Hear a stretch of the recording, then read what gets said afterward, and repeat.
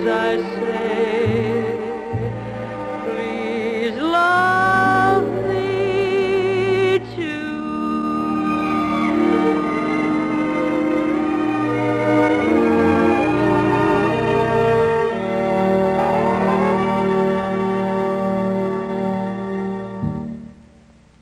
Ladies and gentlemen, here comes the great new 1956 Mercury, the Big M. The new Mercury will win the nation. The great new 56 sensation.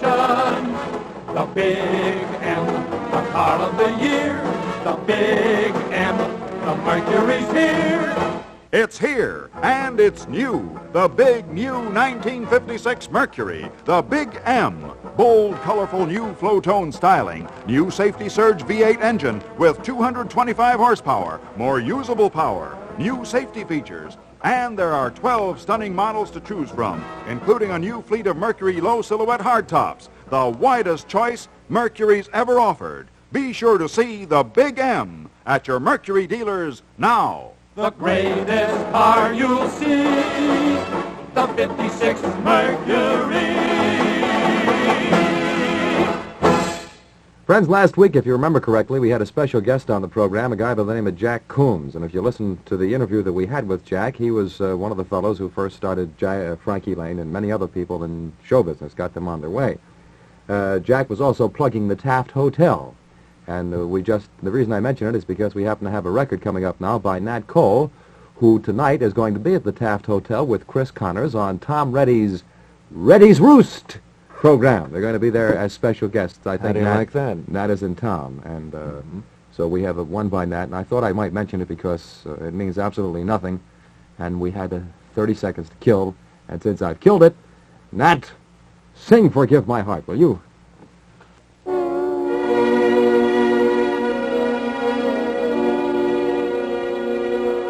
Forgive my heart, my foolish heart.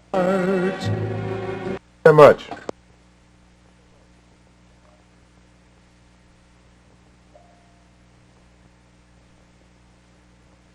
Where I was sitting.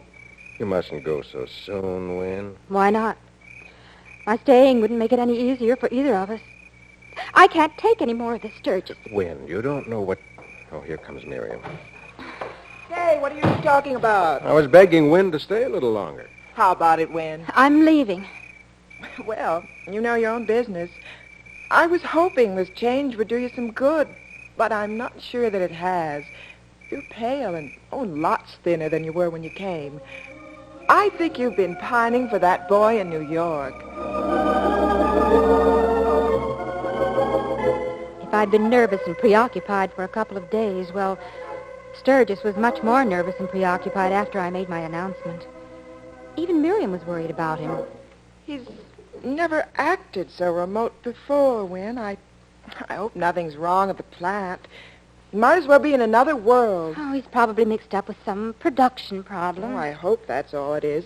He's as cross as a bear. He isn't even nice to the baby. Well, I don't think you're very nice to him, always asking him questions. Don't tell me how to handle my husband. Oh, tomorrow's your last day with us, and the deuce of it is that this afternoon's the monthly meeting of the Bridge Club, and I can't stay home. Would you get dinner started? Of course. I'll pack first, and then I'll throw things together. Oh, I'll miss you, darling, after you've left. It's been a great treat having another woman in the house. Well, now that you've found the way, you'll come again soon.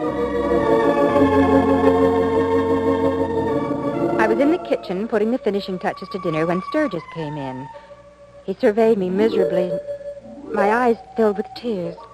Don't, Win. You make me feel like a heel. You must listen, dear. Listen hard and understand. When you wrote that you were coming out to stay with us, Miriam thought you'd been hurt by your guy in New York. So she told me that I had to flatter you and build you up. Oh, my goodness. Was it all an act? Now, wait a minute.